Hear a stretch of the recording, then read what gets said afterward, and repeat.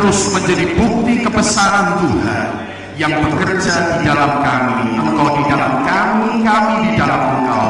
Dan Kau terus membuat kami berjalan dalam kemenangan-Mu hari lepas hari, sebab Kau sungguh bekerja di dalam kehidupan kami. Berbicaralah kepada kami Tuhan melalui bagian firman-Mu, sebab kami siap mendengarkan. Hati kami terbuka, pikiran kami terbuka. Hanya dalam nama Yesus kami ucap syukur dan berdoa. Mari beri tepuk tangan sekali lagi kepada Yesus Kristus Tuhan kita, dan bersama-sama kita katakan amin. Silakan duduk saudara sekalian, dan puji syukur kepada Yesus yang ini kita telah dilayani oleh tim Immanuel Worship dari Jakarta. Mari sekali lagi kita beri tepuk tangan buat mereka. Pujian dan penyembahan, mereka adalah anak-anak muda yang tergabung di beberapa gereja dari Pendeta Niko dan beberapa gereja yang lain. Mereka membentuk Immanuel Worship.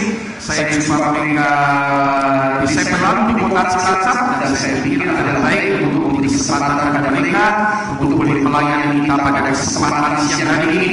Dan saudara-saudara sekalian, saya ingin berbagi firman Tuhan. Langsung saja kita akan merenungkan firman Tuhan hari ini tentang bagaimana kita bisa menghidupi kemerdekaan kita. Bagaimana kita bisa menghidupi kemerdekaan kita. Kemarin kita merayakan 17 Agustus. Saudara sekalian, 1945 sampai 2019, 74 tahun kemerdekaan kita. Dan saudara sekalian, tentunya kemerdekaan kita tidak hanya dimaksudkan agar kita merdeka dan kemudian bergembira atasnya, tetapi tentunya dimaksudkan agar kita bisa menghidupi kemerdekaan kita dengan cara yang benar. Kembali firman Tuhan dalam Galatia pasal 5 ayat 1 akan mengantarkan kita dalam perenungan firman Tuhan. Alkitab berkata demikian, supaya kita sungguh-sungguh merdeka. Kristus telah memerdekakan kita. Karena itu berdirilah teguh dan jangan mau lagi dikenakan kuk perhambaan. Supaya kita sungguh-sungguh merdeka, Kristus telah memerdekakan kita. Karena itu berdirilah teguh dan jangan mau lagi dikenakan kuk perhambaan. Saudara-saudara sekalian, apa yang siang ini Tuhan taruh di hati saya untuk dibagikan lebih jauh, bahwa saudara sekalian, kita perlu terus memahami kemerdekaan yang kita punya di dalam Kristus. Karena pemahaman kita akan kemerdekaan akan menentukan cara kita menghidupi kemerdekaan itu dalam hidup kita. Sekali lagi, pemahaman kita akan kemerdekaan kita akan menentukan cara kita menghidupi kemerdekaan yang Anda dan saya punya. Satu video dari Hong Kong, teman multimedia, setel dulu, lalu saya mau berbagi lebih jauh. Seminggu ini Hong Kong rusuh, dan ini kira-kira gambaran seminggu ini. Silakan teman. Penangkapan para demonstran di stasiun MRT, masa pengunjuk rasa lalu bergerak ke arah Bandara Internasional Hong Kong. Bandara ini merupakan salah satu yang tersibuk di dunia.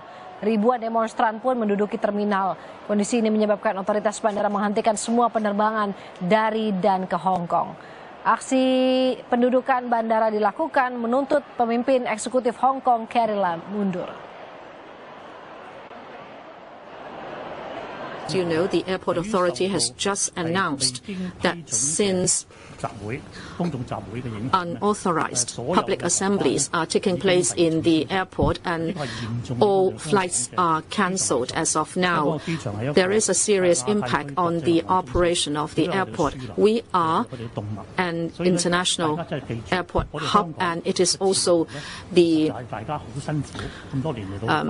trunk of Hong Kong's business. Nah, waktu saya seminggu ini dengar Hong Kong ribut, saudara sekalian, hal pertama waktu saya cari video ini dan putar, saya pengen cerita sama Anda sebetulnya bahwa ini bukan kemerdekaan yang benar.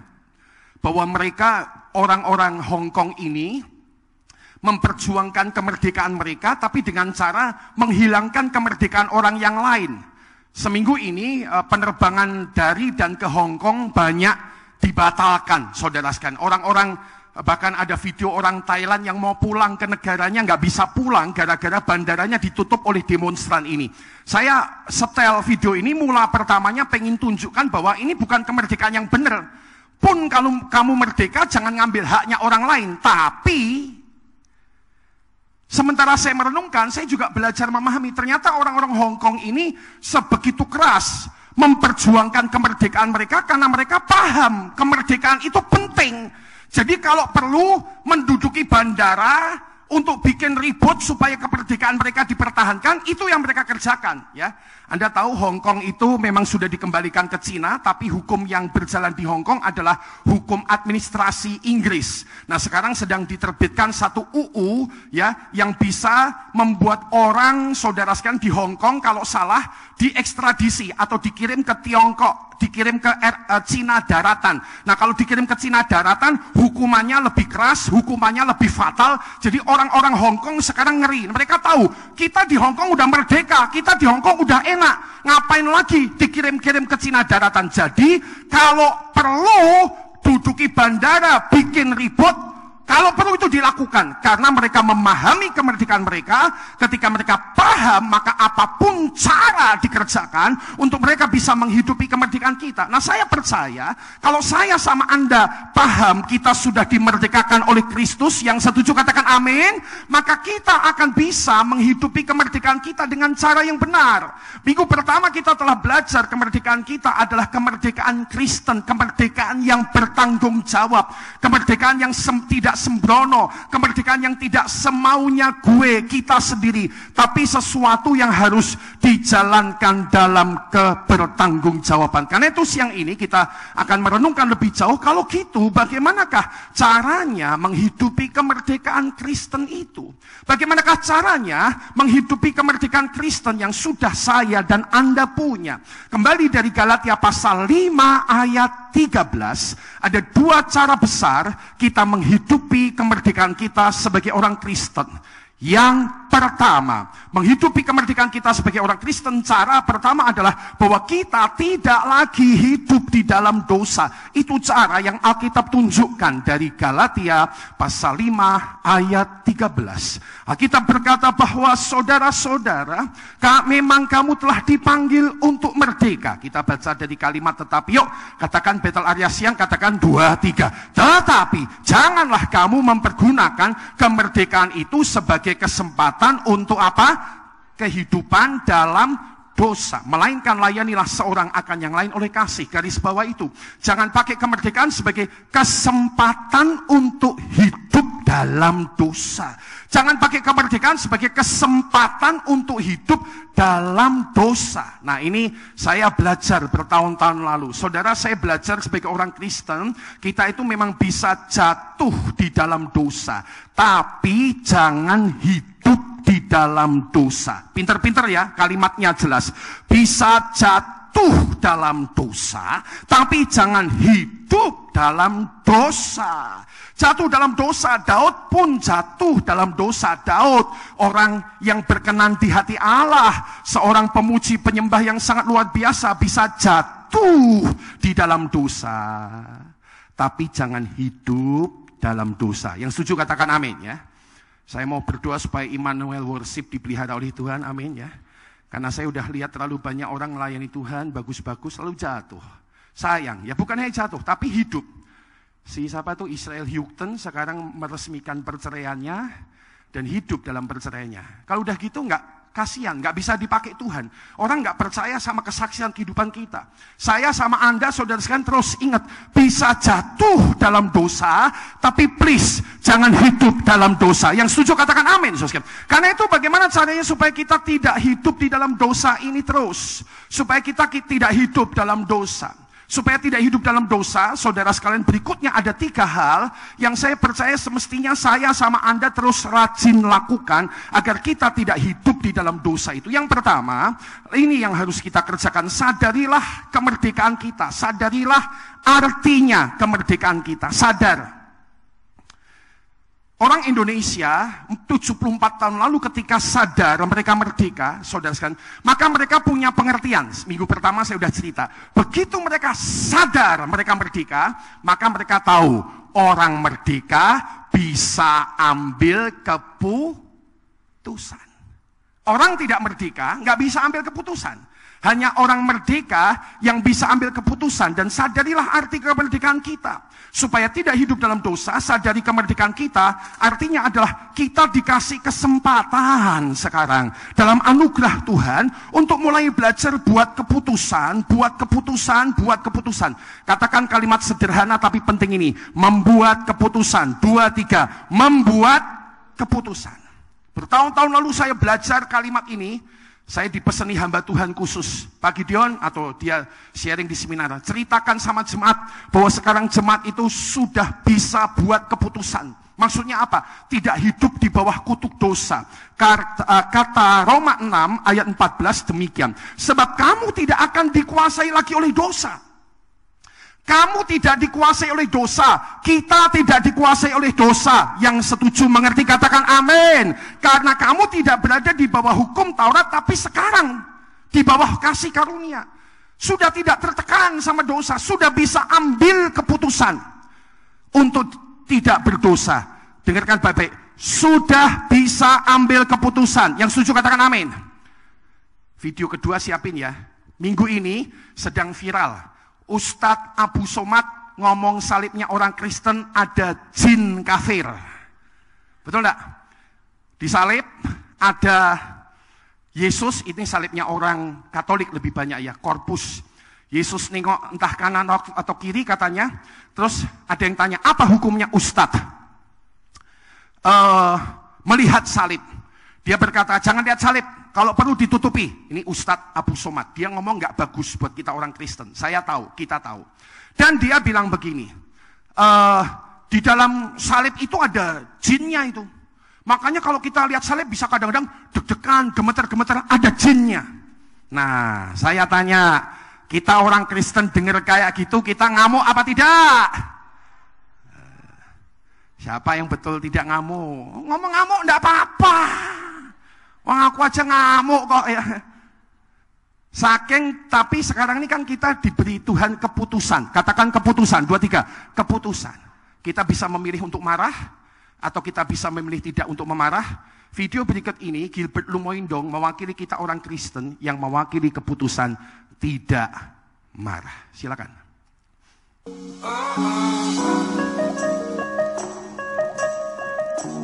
Haleluya.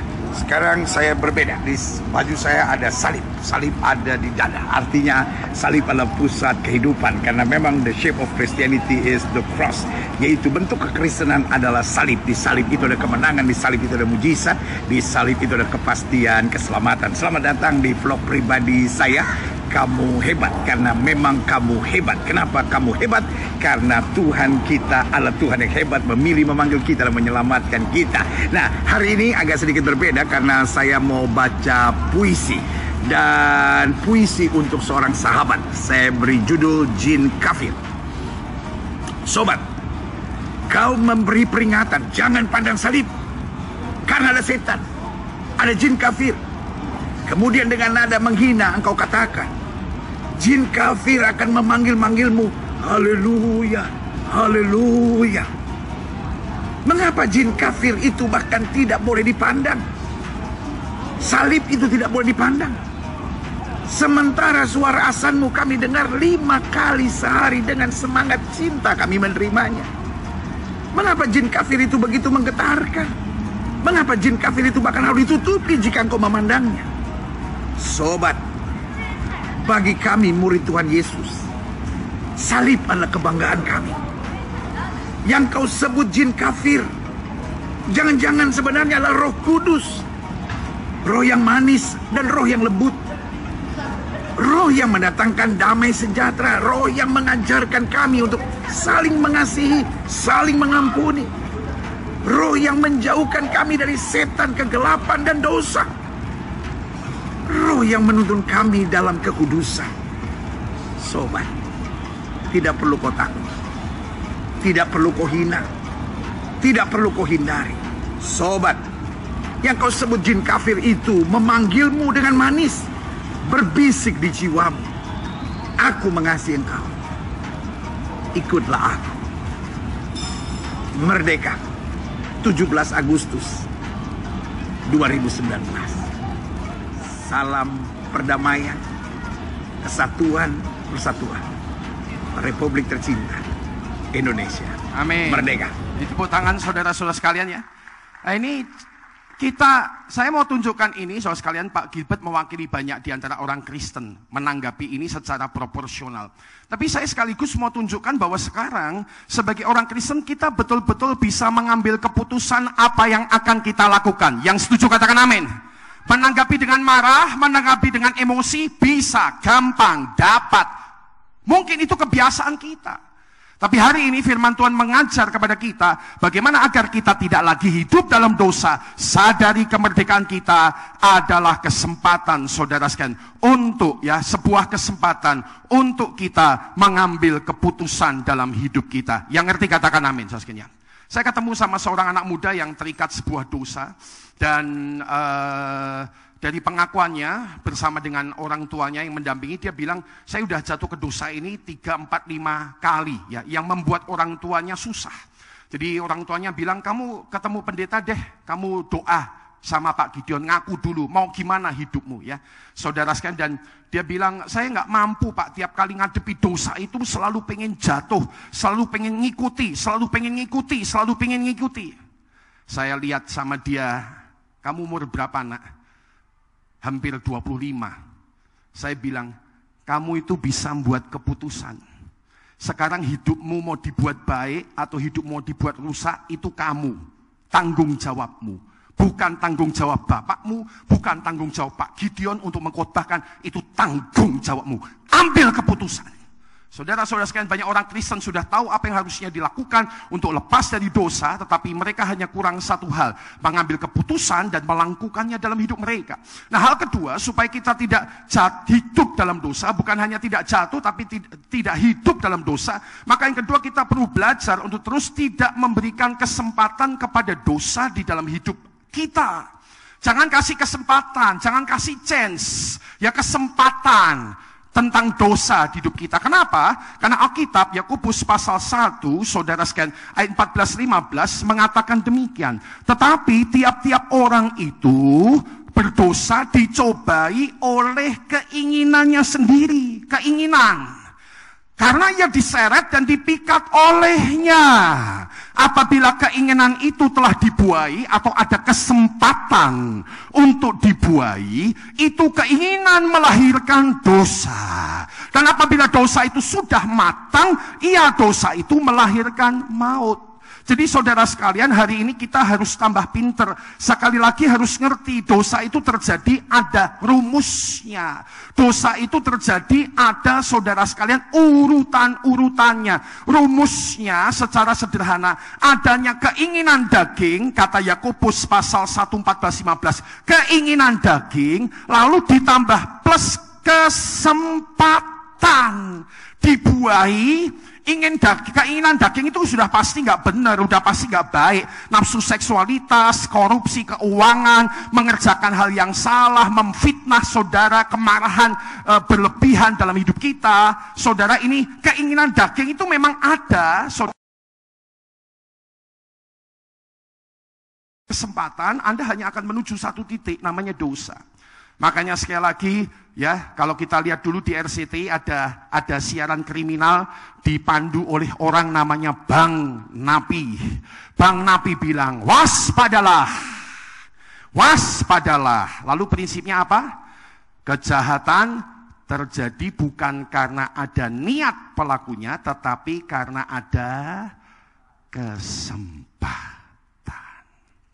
Seorang pendeta terkenal yang jatuh dalam dosa seksualitas, saya pernah dengar pengakuannya, dia bilang begini, gimana Pak?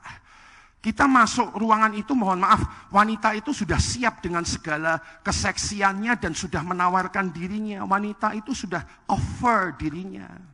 Jadi saya ini kan laki-laki Pak. Saya lihat di situ, waduh, gak kuat Pak. Iman saya kuat, Imron yang gak kuat katanya. Jadilah dosa. Nah, saudara sekalian, kita tidak berhak menyalahkan, tapi kita harus ngerti prinsipnya. Saya sama Anda sama aja. Pendeta yang khotbah itu sama saja, masih manusia. Keinginan daging itu selalu ada, tapi kuncinya itu kesempatan. Jangan kasih kesempatan. Maka kita perlu belajar patahkan kesempatan. Saudara, logis-logis saja, Yusuf Itu jelas Tante Potifar tiap hari menawarkan dirinya, menawarkan kesensualannya, menawarkan hubungan seks kepada Yusuf. Laki-laki muda sehat 17-18 tahun seger, saudara sekalian. Tapi Yusuf itu punya berkat dari Tuhan.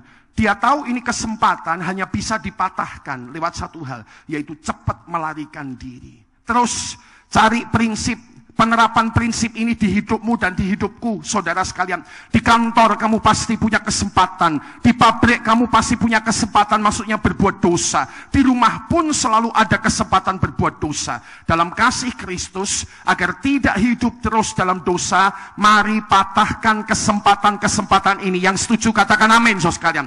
Ini bukan hanya sekedar khotbah ideal, ini hidup yang harus dijalankan. Patahkan kesempatan, maka Anda akan punya kemenangan daripada Tuhan. Ketiga, agar tidak hidup di dalam, saudara sekalian, jalan dosa, maka yang ketiga kita harus terus kembali kepada kasih karunia Yesus. Ibrani 4 ayat 15-16 ya. Mike boleh siap-siap ya. Ibrani 14 ayat 15-16, saudara sekalian. Alkitab berkata demikian, ini ayat indah berkata, sebab imam besar yang kita punya, bukanlah imam besar yang tidak dapat turut merasakan kelemahan-kelemahan kita, sebaiknya sama dengan kita. Ia telah dicobai hanya tidak berbuat dosa. Lalu ayat 16 berkata, sebab itu marilah kita dengan penuh keberanian menghampiri tahta kasih karunia Allah. Kenapa menghampiri tahta kasih karunia Allah? Karena ketika kita menghampiri tahta kasih karunia, di situ kita menemukan rahmat pengampunan daripada Tuhan. Yang mengerti katakan amin.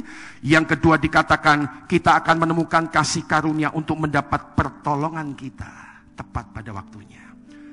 Frankie Kuncoro Maret lalu kan kesini. Dia akan ciptakan lagu Ku Yakin Kau Hadir di Sini. Ciptaannya berdasarkan Ibrani 4:16 ini, menghampiri tahta kasih karunia. Makanya tulisan gitu, ku menyembah dalam kudus hadirat. Nah ini dari ayat ini, ayat 16 ya. Hampiri tahta kasih karuniamu Bapa. Lalu dia bilang begini ya. Kekuatanku hanya dalam hadiratmu Yesusku, hanya Kaulah segalanya. Mari bersyukur dan sembah Tuhan. Terus hati kepada Dia Yesus kita. Ku yakin Kau hadir di sini, ku rasakan kuasa yang tak terbatas. Ku yakin Kau nyata di sini. Terjadi apa katanya? Kemenangan terjadi di sini. Jadi Anda harus tahu lagu-lagu itu diciptakan ada teologisnya. Lagu-lagu itu diciptakan ada tuntunan Alkitabnya. Dan hari ini tuntunan Alkitabnya berkata, datang kepada tahta kasih karunia Bapa, satu mendapatkan rahmat. Rahmat itu apa Pak Gideon? Rahmat pengampunan dosa. Jadi setiap dosa kita, kalau kita jatuh dalam dosa, cepat kita datang kepada Tuhan dalam doa kita dan meminta ampun kepada Dia, kita pasti diampuni. Yang setuju katakan amin. Nah kedua, kita akan temukan pertolongan di dalam rahmatnya Tuhan. Kita akan ada sebuah kekuatan baru untuk bisa menang atas dosa kita. Dan saudara sekalian, terlalu banyak kesaksian orang terikat narkoba, pornografi, terikat dengan seksualitas bisa lepas loh, bisa lepas. Ada orang-orang yang saya tahu mendapatkan kemenangan dari rokok itu tiba-tiba gak pengen rokok saja, gak pengen ngisep itu, rasanya udah pahit dan dia buang. Tahu-tahu rokok lepas begitu saja. Ada mujizat yang seperti itu. Dan mujizat itu tersedia bagi saya dan Anda dalam perkara kita bisa menang atas dosa. Yang ngerti katakan amin. Dan itulah mujizat dari kasih karunia Tuhan. Kita beri tepuk tangan kepada Dia Tuhan kita dan katakan, ku menyembah dalam kudus hadir. Hampiri tahta kasih karunia, hampiri Roh Kudus tahta kasih karuniamu Bapa. Oh Tuhan, mari akui bahwa kita punya kekuatan dalam Dia. Kekuatanku, oh Tuhan, hanya dalam hadirat-Mu. Yesus, Yesusku, hanya Kaulah segalanya. Sekali lagi bersyukur menyembah Dia. Ku yakin Kau hadir di sini. Ku rasakan kuasa yang tak terbatas. Amin. Ku yakin Kau nyata di sini. Kemenangan terjadi di sini. Kesembuhan, katakan kesembuhan terjadi. Katakan kelepasan dari dosa. Kelepasan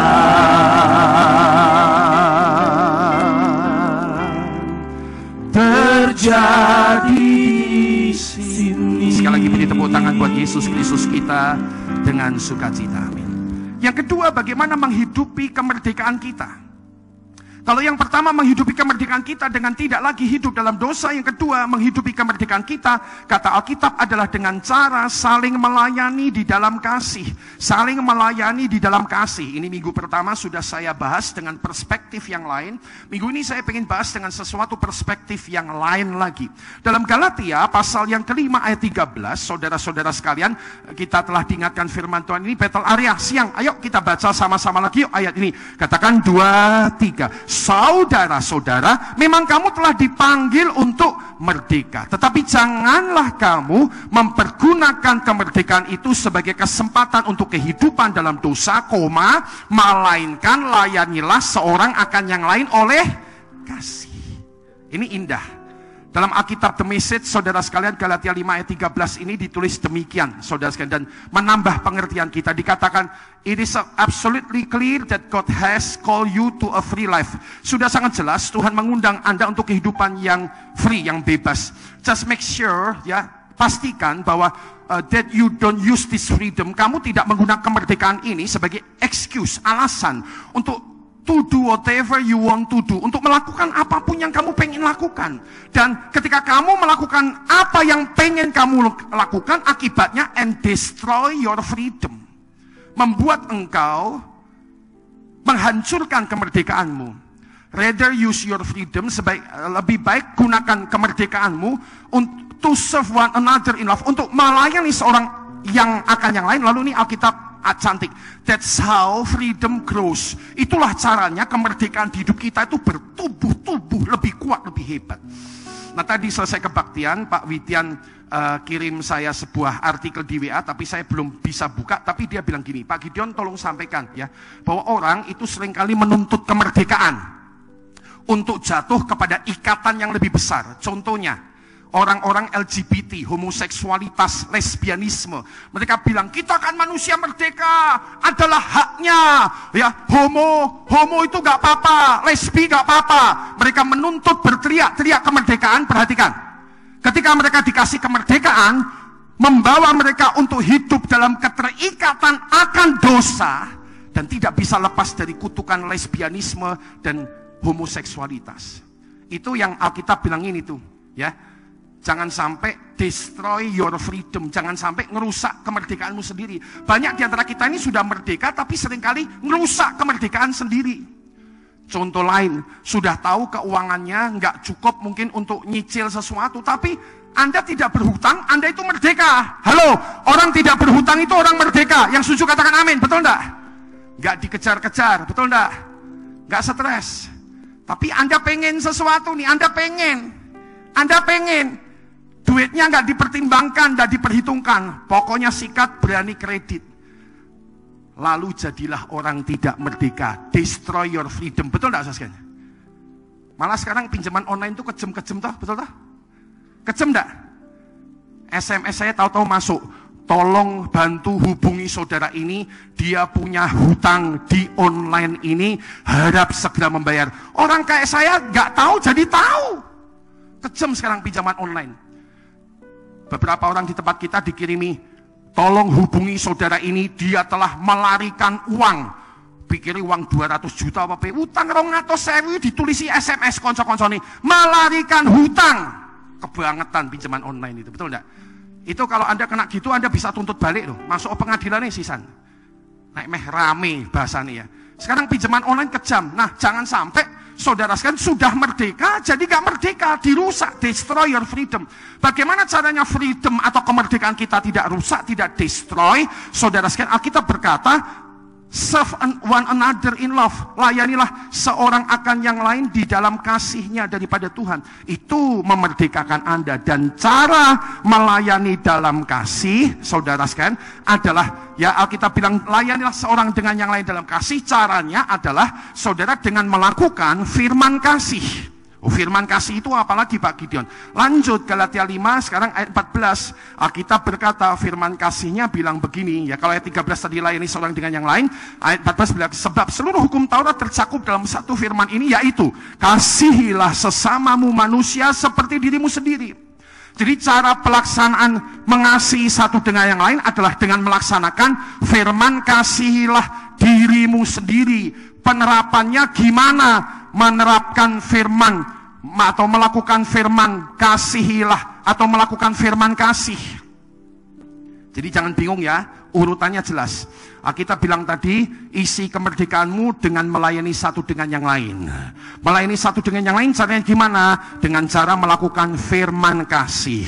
Firman kasih itu langkah-langkahnya gimana? Firman kasih itu langkah-langkahnya satu adalah belajarlah terus mengasihi diri sendiri. Seperti kata 3 Yohanes pasal 1 ayat yang kedua. Alkitab 3 Yohanes 1 ayat 2, saudara sekalian berkata demikian, bahwa saudara-saudaraku yang kekasih, aku berdoa semoga engkau baik-baik dan sehat-sehat saja dalam segala sesuatu, sama seperti jiwamu baik-baik saja. Jadi Alkitab ini, saudara sekalian, sorry ya, belum keluar ya. Alkitab ini cerita sama kita, kalau kita mau segala sesuatu di hidup kita baik-baik dan sehat, tubuh kita baik, itu semua dimulai dari jiwa, ya, jiwa yang terkasihi dengan cukup, jiwa yang mendapatkan jatah apa ya namanya, dikasihi oleh diri sendiri secara cukup.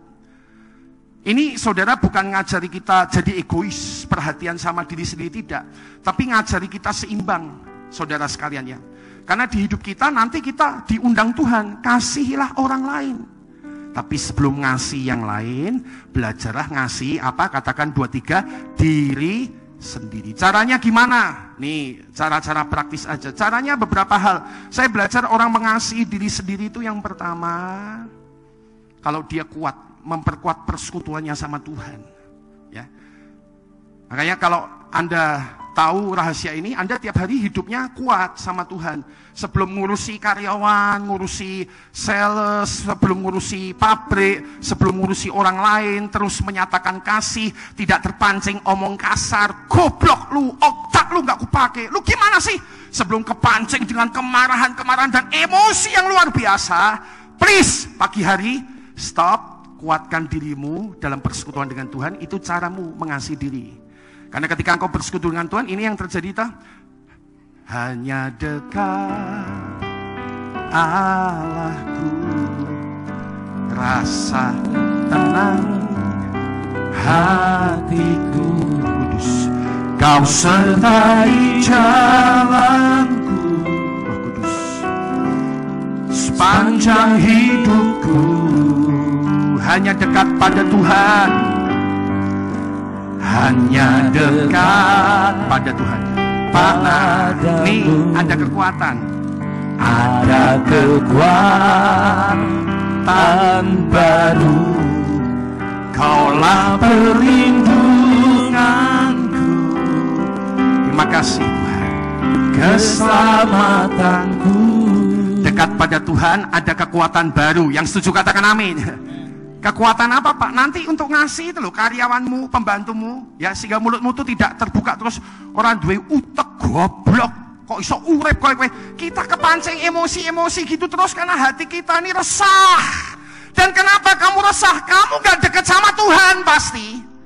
Kamu tuh gak deket sama Tuhan. Makanya emosimu tuh tegangan tinggi terus.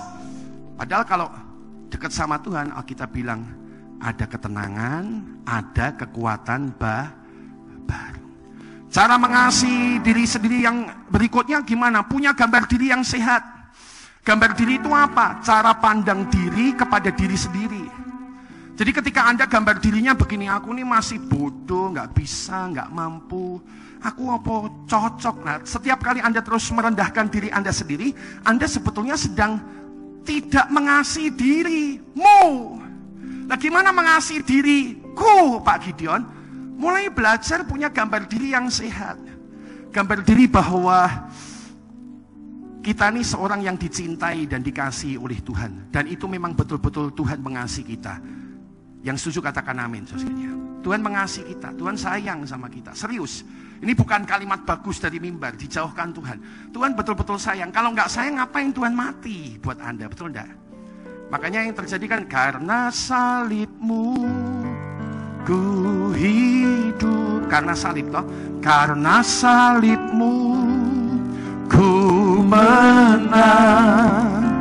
Engkau yang berkuasa, sanggup untuk melakukan mujizatmu. Karena salibmu ku hidup Tuhan. Karena salibmu ku menang. Roh Kudus, Engkau yang berkuasa, sanggup untuk melakukan mujizatmu di hidupku. Cara mengasihi diri yang lain, rawat kesehatan tubuh. Ini Anda paling pintar, olahraga, kecantikan. Aku tuh nek ndelok wong wedok kok memang yang namanya MUA, make up artist tuh memang hebat ya, betul ya? Wajah bolong-bolong bisa jadi halus. Melihati wanita itu, bulu mata dipasang palsu. Yes, memang gitulah wanita itu ya, hanya bisa dipahami. Laki-laki yang setuju cepet katakan amin. Orang amin dintai bojomu lho neng omahku ya. Itu hanya bisa dipahami. Bulunya, matanya, alisnya, wah wis. Saudara sekalian, rawat tubuh, olahraga, makan sehat seperti pengajaran Pak Yohanes Sunardi, hadiahi diri sendiri ya. Maksudnya apa ya? Bahagiakan dirimu lah, jangan terus stres sendiri ya. Kalau ulang tahun tidak diingat orang ya, wah jangan terus baper ya, hari ini aku ulang tahun gak ada yang ingat ya, terus pengumuman di Facebook ya, udahlah. Mangkat marung mangan dewe, mangan enak dewe, seneng dewe, pulang sendiri. Setelah itu pulang nyanyi makan sendiri. Intinya seneng-seneng aja lah, kasih dirimu. Karena nanti sebentar untuk menghidupi firman Tuhan, maka yang kedua saudara sekalian melakukan firman kasih adalah kemudian dengan mulai mengasihi sesama. Alkitab bilang ya, saling mengasihi, saling mendoakan, saling menguatkan, dan semua saling yang lain. Saya akan tutup sharing firman Tuhan. Ternyata saya punya keponakan hebat ya, hadir sepupu saya di sini, Pak Elvendi Teja, saudara sekalian ya. Ini sepupu neneknya saya sama neneknya dia, kakak adik, saudara sekalian ya. Nah, minggu depan yang akan khotbah adiknya Pak Elvendi Teja, namanya Rahmat Eldi Rudi dari Bali. Minggu depan tanggal 25. Saya pelayanan di Malang, Pak Eldi Rudi dari Bali akan pelayanan di sini. Nah, Pak Elvendi Teja ini bawa CD saudara sekalian untuk mendukung pelayanan dari anaknya yang namanya Rian Teja. Ternyata dia minta saya saksi sebentar. Rian Teja ini saudara sekalian ya, itu sempat menang Idol apa X Factor ya, sama ya Novita dan segala macam. Itu teman-teman yang artis-artis di sana itu juga tahu si Rian Teja ya. Di sana ada beberapa artis ya saudara sekalian ya. Ya, dan Rian Teja itu waktu menang X Factor kemudian disewa oleh perusahaan Sony, saudara sekalian 5 tahun ya, Pak Fendi Teja cerita umur 22 tahun menang kontes nyanyi, penghasilan tiap bulan 300 sampai 400 juta, 300-400 juta. 5 lagu, saudara sekalian, per lagu dinyanyikan bayarnya 80 juta rupiah. 3,5 tahun di Sony Corporation, saudara sekalian, tiba-tiba dia merasa dipanggil Tuhan untuk melayani sesama. Dipanggil Tuhan untuk melayani sesama. Mengajukan mundur dari Sony Corporation yang telah memberi dia uang begitu banyak. Anak muda 22 tahun namanya Rian Teja. Berarti dia keponakan saya juga ya. 22 tahun Rian Teja, saudara sekalian, mengundurkan diri dari Sony Corporation. Dan kemudian saudara sekalian dia minta izin berhenti untuk bisa pelayanan sepenuh waktu. Jadi pandita. Itu ya. Yang pertama memang itu pasti panggilan dari Tuhan. Tapi nomor 2, kalau dia tidak punya kekuatan, sudah ngalami kasih Tuhan, dia tidak akan mungkin sampai ke tindakan saling mengasihi. Tidak akan mengorbankan dirinya ya. Bapaknya aja stres katanya ketika penghasilan 300-400 juta hilang ya. Dan dia mengajukan pengunduran diri ke Sony Corporation. Sony sempat denda dia 1 miliar sesuai hukum perjanjiannya. Tapi bapaknya tulis ya, anak saya mau jadi pendeta penuh waktu pelayanan di pedalaman-pedalaman. Lalu Sony bebaskan dendanya 1 miliar. Sekarang dia Rian melayani di pedalaman-pedalaman ya. Sudah memang agak nggak mudeng juga ya, udah 300-400 juta. Anak muda kan pengen kaya, pengen terkenal, semua sudah dia dapat. 3,5 tahun rupanya tiba-tiba Tuhan bicara sama dia, semua ini cuma sampah. Tadi papahnya bilang dia jalan di Central Park dan dia lihat semua itu cuma sampah. Kemewahan hidup itu sampah. Anda kalau belum pernah kaya, Anda nggak mudeng yang saya katakan. Makanya Anda nggak kaya-kaya, dibuat Tuhan kere terus kayaknya. Supaya kalau orang kaya itu paham yang saya omongkan. Sebab puji Tuhan aku nih sekarang juga diberi kemurahan sama Tuhan. Bukan kaya, tapi hidupnya enak. Kalau orang udah enak itu hidupnya lama-lama. Mall itu isinya apa toh? Aku bilang mbak bojoku bosen. Di mall cuma kayak bosen. Saudara, dunia ini bosen. Nah, ponaan saya ini berarti Rian 22 tahun dia bosen dengan semua kekayaan. Dan memutuskan mundur, sekarang melayani di desa-desa. Nah, CD ini nanti dijual di akhir kebaktian. Bapaknya nanti akan nyanyi di kesempatan persembahan kita. Tapi kalau Anda beli CD ini 50.000, berarti Anda punya kesempatan mendukung pelayanan dari Rian Teja untuk di pedesaan ya. Tadi dia cerita sekarang uangnya habis sampai dia bilang, "Pak, aku mah ke Jakarta, tolong beli no tiket kereta api." Tadinya 300-400 juta semua ada di rekeningnya, tapi sekarang semua dihabiskan buat Tuhan. Dan dia memang berkeputusan tidak minta-minta sama bapaknya, tapi bapaknya rupanya pengen dukung pelayanan. Jadi sekali lagi, ini hanya bisa terjadi mengasihi sesama. Kok ada ya orang bisa sampai kayak gitu ya Pak? Ninggal 300-400 juta, satu lagu 80 juta. Dengar dari teman-teman di sana, Judika nyanyi 2 lagu itu, Judika Idol, sekarang kalau nyanyi 2 lagu itu 60 juta rupiah. Itu memang hidupnya artis kayak gitu. Tapi semua kayak sampah, kayak garing, kayak nggak ada apa-apa. Saudara-saudara sekalian, dan itulah yang akhirnya mendorong ya, kita hanya bisa saling mengasihi kalau kita sudah lebih dulu merasa terkasih dan cukup kasih daripada Tuhan. Karena itu menutup kesempatan khotbah hari ini, mari hidupi kemerdekaan kita. Yang sukacita dan setuju katakan amin. Dengan hidup dalam kebenaran dan hidup dalam saling melayani. Beri tepuk tangan kepada Dia Tuhan kita dan datang kepada Tuhan dalam hadiratnya. Ku menyembah dalam kudus, dalam kudus hadirat-Mu. Hampiri tata kasih karunia-Mu Bapa. Kekuatanku Tuhan, kekuatanku hanya dalam hadirat-Mu, Yesusku.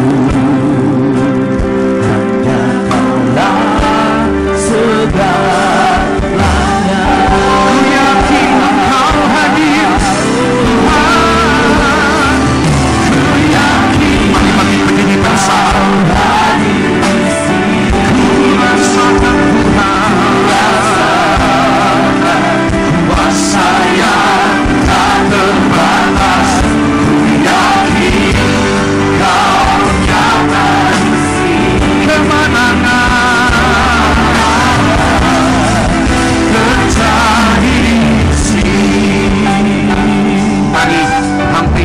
cinta kasih karunia Tuhan. Katakan.